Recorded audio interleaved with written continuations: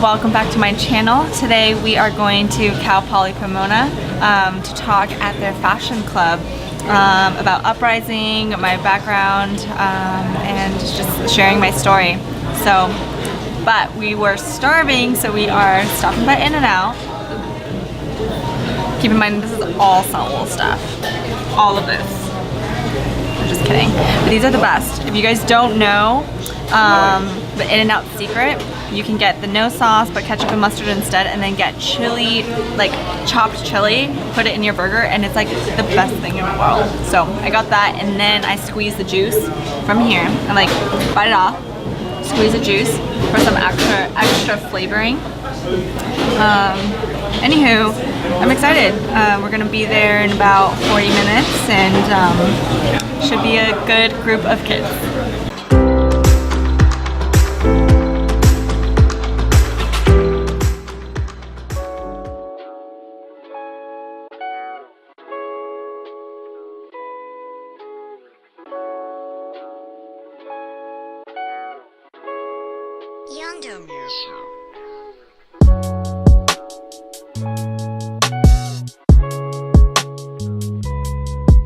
So after college, I started working for BCBG, which no longer exists anymore, but you know. So I was working closely with Joyce Osria, who is underneath Max Osria, the founder of BCBG, and she has her own line called BCBG Generation. And at that time, she was trying to revamp, restructure the image of Generation. And so I was working really closely with her, developing all like the digital content. And as you may or may not know, fashion is a crazy world. Like you are literally running around with your hands cut off, basically. And so I was like, I don't know. I don't know if I can do this. I'm gonna go explore the music entertainment world. So then I worked for AEG, and so working with like Coachella, different like live music events, activations and stuff like that. I was still overseeing like the creative front of it. So like the BET Awards, we were doing a lot of the graphics there.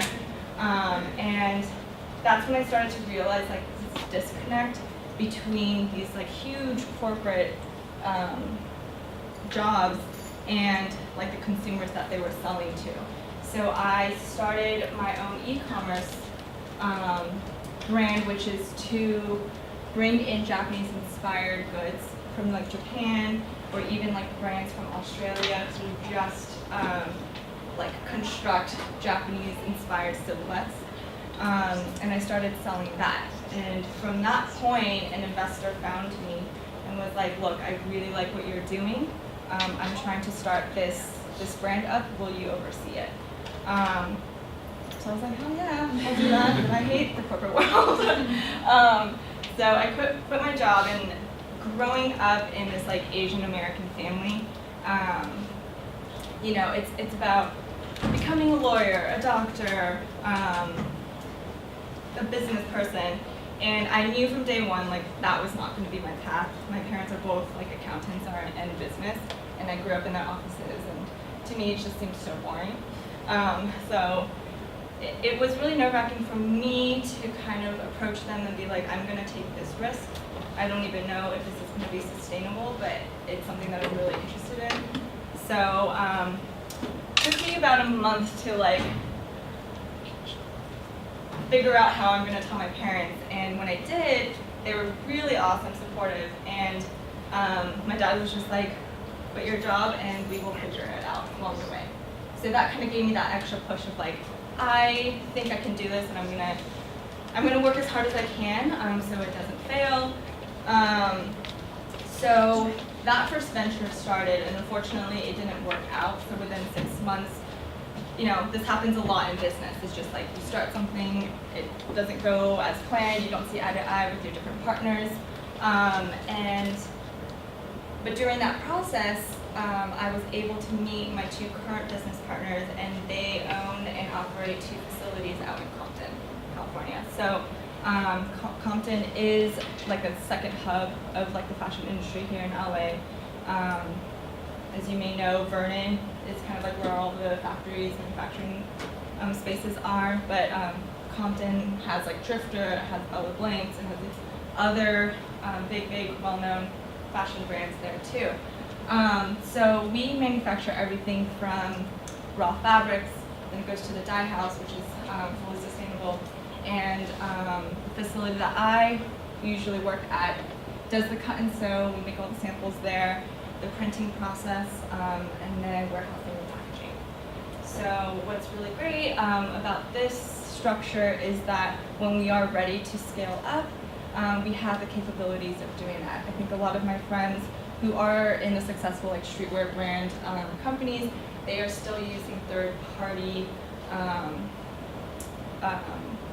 facilities to fulfill their orders, but it's on their own timeline. So let's just say you get 100 orders today. Well, they're not going to be able to fulfill it for another month for you. So then it's just not, long-term wise, it's not really sustainable. And so that is a really good perk, and when your business partners own these facilities, there's not really a thing called like minimums or having to like cater to like the traditional like business side of fulfillment. So right now we're still playing around with like different bodies, seeing what people are gravitating towards, and when we do see a spike in something, then we can start producing more of that. And I'm really conscious about not sitting on inventory, manufacturing fabrics and like custom dyes. The dye house, it's just not the best for the environment. And so I want to, at least it's my responsibility to minimize that waste by not letting it sit on inventory and then just selling it to Ross or something. So that's basically what it is. I don't know if you guys were looking through this, but these are some of the people that we photographed across the country. Yeah. Could you tell us more about like what you do as a brand to like help the sustainability movement and like how you're saying to reduce waste? Yes. So one of them is just not having inventory, right? I think a lot of waste goes into buying bulk products that are not made to quality, or it's such a I don't want to like name drop anyone, but like creating volumes, right, of something. Our printing process also uses the least amount of water, and also our dye house is the only dye house in California, and I think the third one in the United States to actually meet all of the requirements for the eco sustainability. So that was like a very conscious choice on our end to use that dye house. Also, during the cut and sew process, a lot of excess fabric is just usually gone to waste. And so I am actually collecting all of those things, and we're trying to figure out ways to reuse the excess material. So whether it's making smaller materials like headbands, bandeaus, that kind of thing, or even using it as cushions like in your couches, in your pillows, that sort of stuff.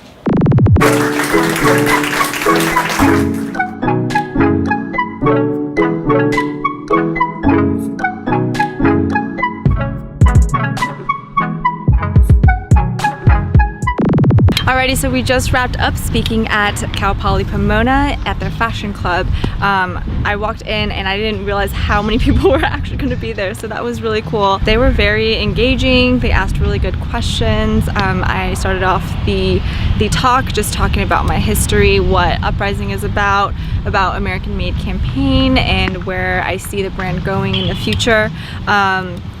I did not know that this university actually has like a fashion merchandising major.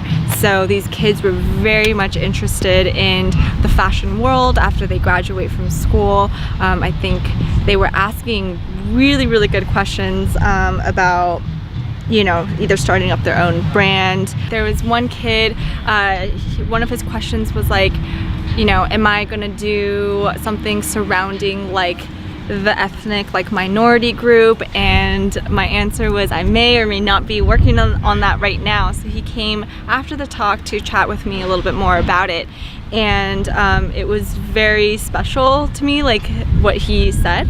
Saul got the clip of it, so hopefully you will see it here.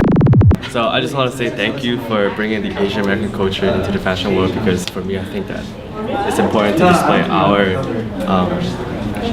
elements and traditions. So thank you for that. Thank you. That means a lot to me. But that was really touching, and I don't know, going through all of these experiences and you know, seeing what people really care about and are gravitating towards is really meaningful for me, and it makes me feel like, okay, I'm here doing good things, you know, not just creating clothes that people can wear, but there is a real meaning behind it, and I hope that we can build this community that I am trying to foster.